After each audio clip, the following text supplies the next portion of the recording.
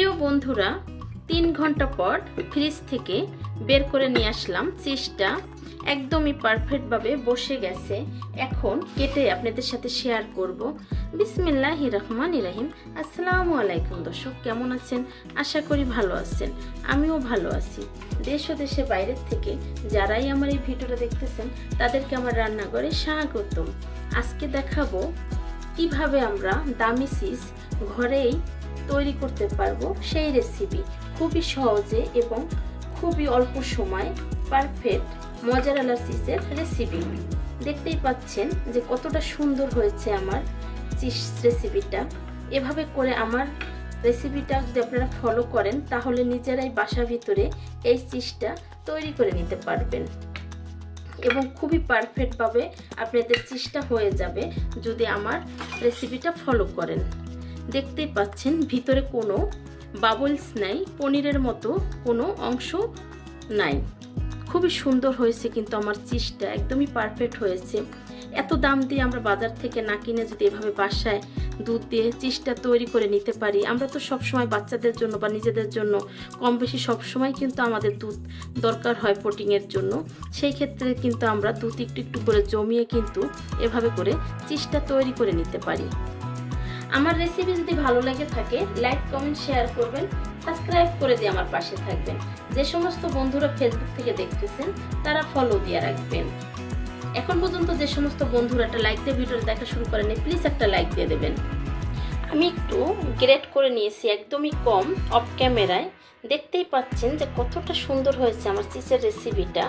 প্রিয় বন্ধুরা হয়ে গেছে আমার মজারালা চিজটা ডেকোরেশন করা। দেখতেই পাচ্ছেন একদমই পারফেক্ট হয়েছে, কতটা সুন্দর হয়েছে। এভাবে যে বাসায় তৈরি করে নেই ঝটপট আমরা যে কোনো গেস্ট আসলে অতি সহজেই নাস্তা তৈরি করে দিতে পারবো। চলুন দেখে নেওয়া যাক কি কি উপকরণ লাগতেছে আজকে আমার এই পারফেক্ট মজারালা চিজের জন্য। চলে এসেছি মূল পর্বে। এখানে 3 কেজি গরুর দুধ নিয়েছি, ফুল ক্রিম। অবশ্যই ফুল ক্রিম গরুর দুধটা নিতে হবে। এবার নেওয়ার গুঁড়া দুধ দিয়ে বা কেনা প্যাকেট দুধ দেওয়া একদমই চেষ্টা করবেন না, কারণ সেটাতে পনির হয়ে যাবে, চিজ কিন্তু হবে না। তো এখানে আমি কোয়ার্টার কাপের 3 কাপ ভিনিগার নিয়ে নেব। হলো দুধ, ভিনিগার, লবণ। আমি 3টা উপকরণ দিয়েই দামি চিজটা বানিয়ে নেব। বাজার থেকে যে চিজটা আমরা অনেক দাম দিয়ে কিনে নিয়ে আসি সেই চিজটাই ঘরে তৈরি করে আমরা নিতে পারি। এখানে পানি দিয়ে দেব। একদমই দুধটা যখন চুলার জাল আমরা অন করে দেব সেই ক্ষেত্রে খেয়াল রাখতে হবে যেন অতিরিক্ত গরম না হয়, কুসুম কুসুম গরম হতে হবে। যদি অতিরিক্ত গরম হয়ে যায় সেই ক্ষেত্রে কিন্তু পনির হয়ে যাওয়ার সম্ভাবনা থাকবে। তো আপনারা অবশ্যই চেষ্টা করবেন যেন কুসুম গরম হাতে সয় এরকম দুধটা গরম করে নেওয়ার চিজের জন্য। চুলাটা অফ করে দিয়েছি। এখন একটু একটু করে পানি যে ভিনিগারটা দিয়ে মিক্স করেছি সেটা দিয়ে দেব আর নেড়ে নেব। আর অবশ্যই ভিনিগারের সাথে পানিটা মিলিয়ে নেবেন। এভাবে করে নেড়ে নেড়ে একটু একটু করে দিয়ে দেবেন। আমার কিন্তু অলরেডি চিজটা চলে আসতেছে, দেখতেই পাচ্ছেন খুব সুন্দর করে। মাশাআল্লাহ মাশাআল্লাহ, খুব সুন্দর করে চিজটা কিন্তু আমার উঠে গেছে। অনেক সময় ধরে কিন্তু চিজটাকে আমি নেড়ে নিয়েছি। এই পর্যায়ে চিজটা উঠিয়ে নেব। দেখতেই পাচ্ছেন যে 3 কেজি দুধে কতটা সুন্দর বা কতটা চিজ হয়েছে। এখন উঠিয়ে নেব। উঠানোর সময় খেয়াল রাখতে হবে এই চিজটা আগের থেকে লবণ দিয়ে পানিটা গরম করে রাখতে হবে। সেই পানি ভিতর উঠালে চিজটার ভিতরে যে টক ভাবটা থাকে সেই টক ভাবটা একদমই চলে যাবে। তো আমি সেটাই করেছি, গরম পানি করে নিয়েছি। এখন লবণ দিয়ে দেব। আপনারা চাইলে এই পানিটা রোস্টে বা পোলাওতে ব্যবহার করতে পারেন। ভিনিগার শরীরের জন্য খুবই ভালো। দেখতেই পাচ্ছেন এটা কিন্তু খুবই পুষ্টিকর একটা পানি। তো যদিও আমার এত পানির দরকার হবে না তাই আমি পানিটা ফেলে দেব, আপনারা চাইলে রেখে দিতে পারেন। আমি গরম পানিতে উঠিয়ে নিয়েছি, দেখতেই পাচ্ছেন। এখন এই পর্যায়ে আমি এখানে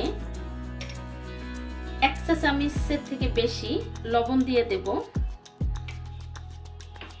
এভাবে লবণটা দিয়ে বারবার করে এটাকে 2 হাত সুন্দর করে আমি ধুয়ে নিয়েছি। এখন এইভাবে করে এটাকে কষলিয়ে নিতে হবে, তাহলে চিজটা খুব ভালো করে ভিতরে যে ভিনিগারের পানিটা আছে সেটা বের হয়ে যাবে, টক ভাবটা এবং গন্ধটা থাকবে না, এবং যে লবণ পানিটা আছে সেটাও ভিতরে প্রবেশ করতে পারবে। তো আমরা যদি বাসায় এভাবে এত দামি চিজ যদি আমরা বাসায় এভাবে বানিয়ে খাই, তাহলে তো আমাদের আর দরকারই নেই বাজারে যাওয়ার। দেখতেই পাচ্ছেন কতটা সুন্দর হয়েছে আমার চিজটা। এভাবে করে কষলিয়ে আমি ভিতরে যে দুধ পানিটা আছে সেটা বের করে দেব। যত কষলাবেন ততই চিজের আসল শেপটা চলে আসবে।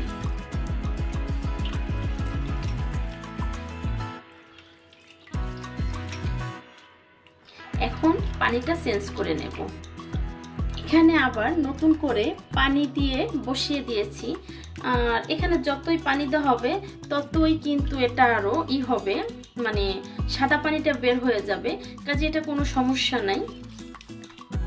এটা আমি যেহেতু অনেকগুলো বার আমি কষলিয়েছি, এখন আর এত কষলানোর দরকার হবে না। আমি কিন্তু প্রত্যেকবারই আমি হালকা কুসুম গরম পানি দিয়েছি।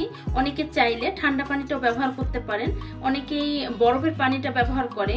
আমার কাছে বেটার কুসুম গরম পানিটা ব্যবহার করলেই, কারণ তাতে চিজটা যে শেপটা সেটা খুব সুন্দর করে বসে যায়। যেমন এই যে মসৃণটা হচ্ছে, এটা কিন্তু ঠান্ডা পানিতে হবে না, সেই ক্ষেত্রে পনিরের মতো হয়ে যাবে। আর এভাবে করে যদি আমি কুসুম গরম পানিতে, যেমন হাতটা কিন্তু আমি দিয়ে রাখতে পারতেছি, ওরকম যদি কুসুম গরম পানিতে আমি চিজটাকে এভাবে করে কষলিয়ে নেই, সেই ক্ষেত্রে খুব ভালোভাবে টক পানিটাও বের হয়ে যাবে এবং চিজের শেপটাও খুব সুন্দর করে বসে যাবে। এই পর্যায়ে আমি চিজটাকে উঠিয়ে নেব। এখানে একটা পিরিচ নিয়েছি, এই পিরিচের ভিতরে চিজটা আমি উঠিয়ে নেব। দেখতেই পাচ্ছেন যে কতটা সুন্দর আমার চিজটা হয়েছে। এই বক্সটাতে চিজটাকে সেট করে নেব। আপনারা চাইলে এভাবেও একটা র্যাপিং যে কতটা সুন্দর করে চিজটা বসে গেছে। এই ক্ষেত্রে আমি একটু সয়াবিন তেল নিয়েছি, আপনারা চাইলে বাটার অথবা ঘিও ব্যবহার করতে পারেন। এই তেলটা দিলে একটা গ্লেস একটা ভাপ আসবে এবং দেখতে সুন্দর লাগবে। তো মনে হবে যে একদমই বাজারের মতনই চিজটা বানিয়েছি, কারণ চিজটা যখন আমরা বানাই দুধের থেকে কিন্তু একদমই তেলটা সরে যায়, সেই ক্ষেত্রে চিজটা কিন্তু দেখতে একটু খসখসা ভাব লাগে। তো আপনারা চাইলে ঘিটাও ব্যবহার করতে পারেন। আমি একটু করে সয়াবিন তেল হাতে নিয়ে উপরে দিয়ে দিয়েছি। আমার কিন্তু তেলটা রয়েই গেছে, একদমই হয়ে গেছে আমার পারফেক্ট চিজটা রেডি করা। তো প্রিয় বন্ধুরা, আজকের চিজের রেসিপি আমার এই পর্যন্তই। ভালো থাকবেন, আল্লাহ হাফেজ।